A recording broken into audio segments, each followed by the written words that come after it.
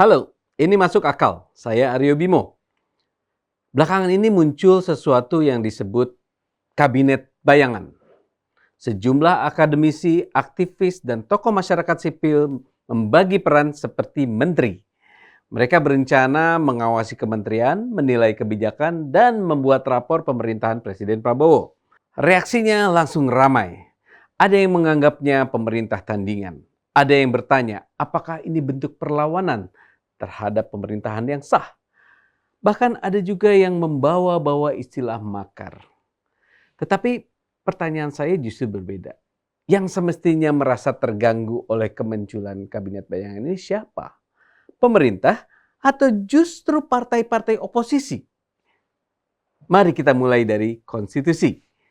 Pasal 4 Undang-Undang Dasar 1945 menegaskan bahwa presiden memegang kekuasaan pemerintahan. Pasal 17 kemudian mengatur bahwa presiden dibantu oleh menteri-menteri negara. Para menteri itu diangkat dan diberhentikan oleh presiden.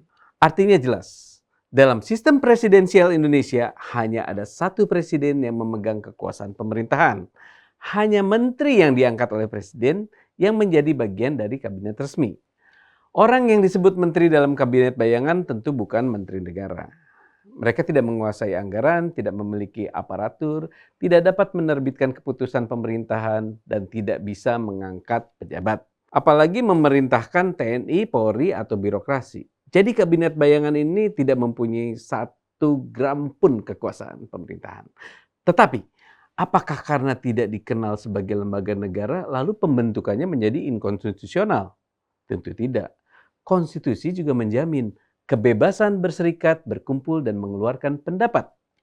Masyarakat boleh membentuk organisasi, membagi bidang kerja, mengkritik pemerintah, serta menawarkan kebijakan alternatif. Nama kabinet bayangan mungkin terdengar bombastis, mungkin juga teatrikal. Tapi nama bombastis tidak otomatis menjadi tindak pidana. Presiden mahasiswa bukan Presiden Republik Indonesia. Parlemen jalanan bukan DPR. Sidang rakyat bukan lembaga peradilan. Begitu juga dengan kabinet bayangan, bukan kabinet negara.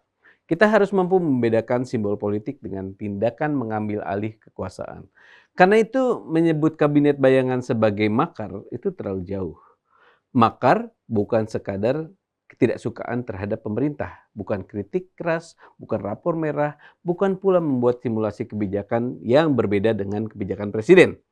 Makar berkaitan dengan serangan terhadap negara atau pemerintahan yang sah dengan unsur yang tindakan yang konkret ditentukan oleh hukum pidana. Kabinet bayangan tidak menduduki kantor kementerian, tidak mengambil alih anggaran, dan tidak menerbitkan keputusan negara. Dan juga tidak berusaha untuk mengganti presiden melalui cara yang di luar konstitusi.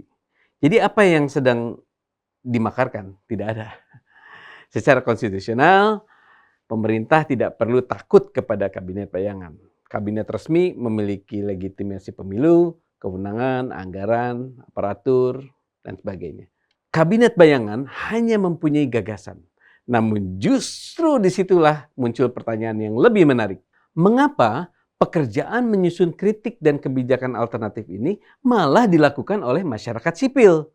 Bukankah ini seharusnya menjadi salah satu tugas utama oposisi?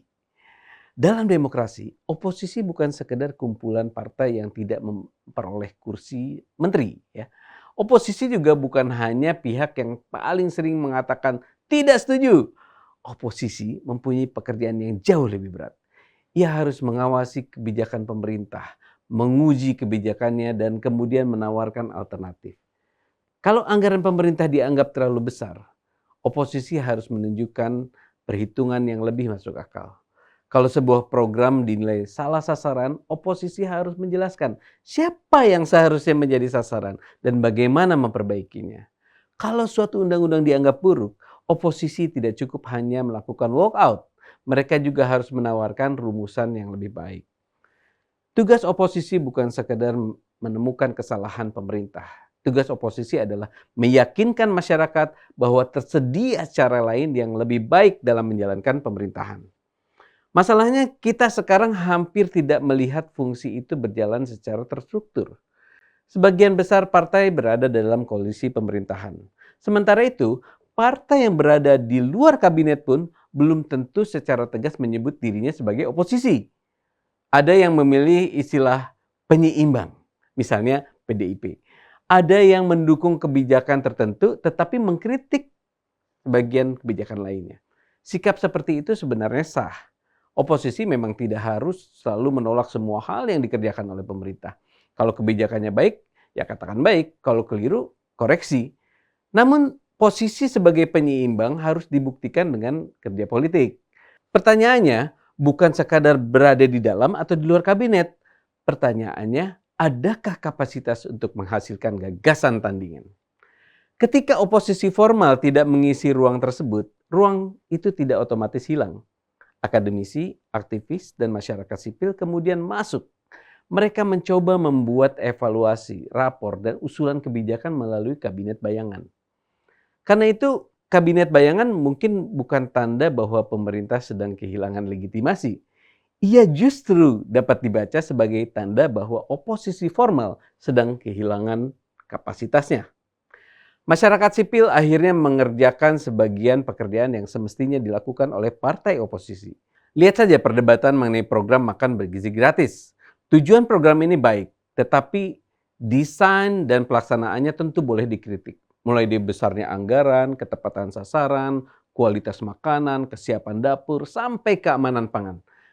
Kalau kabinet bayangan menganggap program itu harus diperbaiki, mereka tentu tidak cukup mengatakan bahwa MBG terlalu mahal. Mereka harus menawarkan desain alternatif.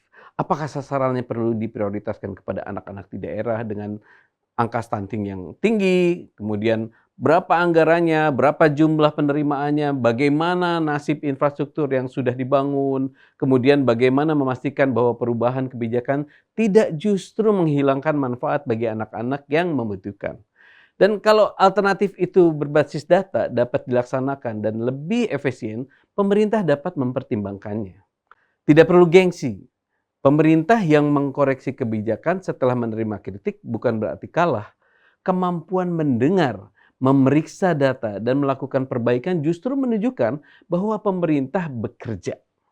Tetapi kabinet bayangan juga harus menerima standar yang sama kerasnya. Jangan hanya memilih orang, kemudian membagikan sebutan menteri gitu, kemudian menggelar seremoni dan membuat konten saja. Kalau mereka mau dianggap serius, mereka harus menghasilkan evaluasi berbasis data, simulasi anggaran, rancangan kebijakan, indikator keberhasilan, dan penjelasan tentang konsekuensi setiap pilihan. Mengkritik pemerintah memang lebih mudah daripada memerintah itu sendiri. Karena itu kebijakan alternatif tidak cukup hanya terdengar ideal, ia juga harus dapat dilaksanakan. Jangan sampai kabinet bayangan merasa semua kebijakan pemerintah pasti salah. Rapor yang dibuat pun harus memakai metode yang transparan. Kalau ada program yang berhasil, katakan berhasil. Kalau ada kegagalan, tunjukkan datanya. Sekaligus tawarkan jalan keluarnya. Masyarakat tidak membutuhkan pertandingan kostum antara kabinet resmi dan kabinet bayangan. Masyarakat membutuhkan pertandingan gagasan. Jadi, siapa yang semestinya takut kepada kabinet bayangan? Pemerintah tidak perlu takut. Secara konstitusional, kekuasaan pemerintah tetap berada di tangan presiden dan kabinet resmi. Kritik masyarakat sipil tidak mengambil sedikit pun dari kewenangan itu. Yang seharusnya merasa tersindir justru partai-partai oposisi. Sebab ketika akademisi dan aktivis harus membentuk kabinet bayangan untuk menyediakan gagasan tandingan, mungkin yang sedang terlihat bukan kekuatan kabinet bayangan, mungkin yang sedang terlihat adalah kekosongan oposisi. Pemerintah yang sah tetap memerintah. Masyarakat sipil tetap mengawasi. Tetapi oposisi formal harus bercermin. Karena dalam demokrasi, pemerintah yang kuat membutuhkan kritik yang kuat. Dan kritik yang kuat tidak berhenti pada penolakan. Ia menawarkan pilihan kebijakan yang lebih baik. Tetap jernih, tetap masuk akal.